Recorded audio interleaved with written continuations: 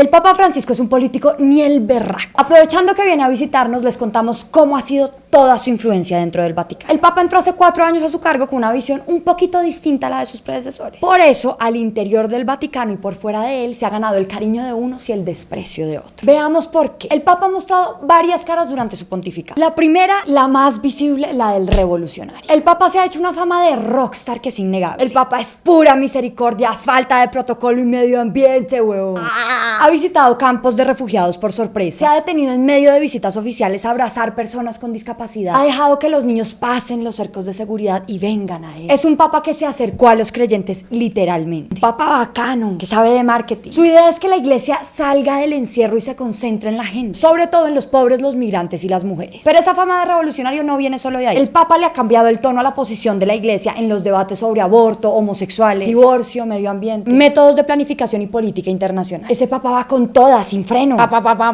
Francisco medió en la crisis de Venezuela. Le pidió a los mandatarios de Israel y Palestina que dialogaran. Le jaló las orejas a los países ricos por quedarse callados ante el cambio climático. Defiende los derechos humanos y el medio ambiente. Y ahora viene a Colombia después del proceso de paz. Ustedes que lo ven ahí todo viejito, pero el hombre tiene vigor. Con todo esto, la iglesia ha vuelto a estar en los debates de la sociedad. ¿Esté uno de acuerdo con ella o no? Nosotros usualmente no lo estamos. Pero la estrategia de Francis tiene su razón de ser. Y ahí vemos su segunda cara, la del pragmático. El Papa ha dicho que la iglesia durante mucho tiempo se dedicó a condenar. Condenó el aborto, condenó el divorcio, condenó a los homosexuales. Pero eso era común en el siglo XV. El mundo de hoy es bien distinto. Y Francisco lo sabe. Francisco rules. Por eso Pacho predica que la iglesia tiene que ser misericordiosa. Que antes de juzgar tiene que perdonar. Es una jugada inteligente y lo convierte en un Papa digno de estos tiempos. Eso no significa de entrada que Francisco acepte el matrimonio homosexual, que apruebe el aborto, ni que diga que los divorciados son la última bendición de Dios. Eso quiere decir que Francisco entendió que detrás de todo lo que la iglesia considera un pecado, hay razones que los pastores y que los feligreses deben entender. Es decir, una iglesia que en vez de tirar látigo encarnizada, se dedica a comprender qué pasa y por qué pasa. Y eso, aunque parezca pequeño, es un cambio brutal en el enfoque de la iglesia. Lo que nos muestra la tercera cara de Francisco, la del negociador. Francisco ha dicho que el aborto es una plaga y un atentado contra la vida. Cuando aprobaron el matrimonio homosexual en Irlanda, dijo que era una derrota para la humanidad. Está en contra de todos los métodos anticonceptivos y lo único que le gusta es la abstinencia. En esencia, Francisco no ha cambiado la doctrina de la iglesia. Al pan pan y al vino vino, che. Pero sí ha introducido unos matices interesantes. Mientras Benedicto XVI y muchos jerarcas de la iglesia creen que los pecados son pecados y ya, para Francisco hay que entrar a mirar las razones que llevan a que la gente peque. En el caso del aborto, por ejemplo, dijo que estaba consciente que sucedía porque las mujeres estaban sometidas a ciertas presiones, que era un sufrimiento moral y existencial para ellas. Por eso autorizó a todos los párrocos a que perdonaran a las feligreses que lo habían hecho, a pesar de que la iglesia lo sigue considerando un pecado mortal, que solo podía ser perdonado por un obispo. Algo parecido pasó con el divorcio. Para la ala más conservadora de la iglesia, los que se divorcian deben permanecer solitarios tras su divorcio, o en relaciones donde no exista sexo. Los que incumplen esas reglas no pueden recibir la comunión. Pero el Papa autorizó que los párrocos analizaran la situación de cada persona divorciada y decidieran si reciben o no la comunión. Eso es importantísimo para un montón de creyentes divorciados, porque llevan mucho tiempo sufriendo por ser excluidos de la iglesia en la que creen. Y el Papa ha dado otras declaraciones parecidas: que los transgénero pueden ser aceptados en la iglesia católica, que las parejas del mismo sexo pueden tener una unión siempre y cuando no se llame matrimonio, y que las mujeres podrían llegar a ser obispos. Sabemos que eso les puede parecer mínimo, que la iglesia perdone a las mujeres que abortaron, que permita que los divorciados entren a la comunión, que reconozcan los derechos de los homosexuales. Ustedes dirán: ¿qué es esa pendejada? ¿En qué siglo viven, carajo? Todavía siguen usando Encarta. Pero dentro de la iglesia eso es un cambio bárbaro que para algunos representa una patada en las gónadas eclesiales. Y es ahí donde entra la cuarta cara del Papa, el político. Como Francisco tiene pinta de revolucionario, hasta el punto en que algunos lo han llamado marxista, aunque lo único que comparta con Marx sea una calvicie sacrílega, le han salido contradictores emberracados dentro del Vaticano. Cardenales, críticos y teólogos han dicho que Pachito quiere confundir a los creyentes y terminar con la religión católica. Esa gente sí se leyó el Apocalipsis. En realidad es que es una pelea de poder ni la berra. Francisco llegó a mandar y los más conservadores no quieren soltar siglos de poder. Entonces Pacho ha reemplazado a miembros radicales del círculo cercano por unos más moderados. Creó una secretaría dedicada a investigar casos de abuso sexual por parte de clérigos, que hoy recibe más de 600 denuncias por año, cuando antes lo normal era que entre sacerdotes se cubrieran las espaldas. Imagínese todas las ronchas que levantó al decir que la iglesia sí tenía un problema de pedofilia. En ese Juego de Tronos también cambió al director del Banco Vaticano, meses después de que se supiera que estaban botando plata como maná del cielo. Al parecer lavaron plata y hubo varios casos de corrupción. A punta de cambios administrativos, cambios que haría un político, ha ido modificando quién tiene el poder dentro de la iglesia. Como Francisco sabe que va a durar en el cargo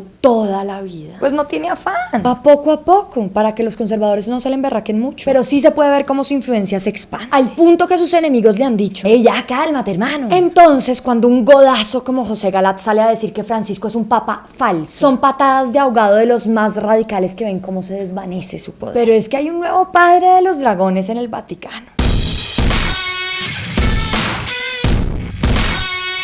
¿Vieron que ahora todos los candidatos son súper independientes y se lanzan por firma? ¿Les da miedo que los asocien con los pasados turbios de sus partidos? Firme aquí. Y de golazo de la semana les traemos de nuevo a la monarquía del Sino. Musa Besaile, que es el rey de Córdoba, ahora resultó ser una pequeña víctima que pagó 2.000 millones de pesitos porque estaba extorsionada. ¿Le pediste un préstamo al ICETEX o qué? Yo me sentí impotente, con rabia, al mismo tiempo indefenso, con miedo. Le dije a mi abogado, nunca me había sentido tan indefenso.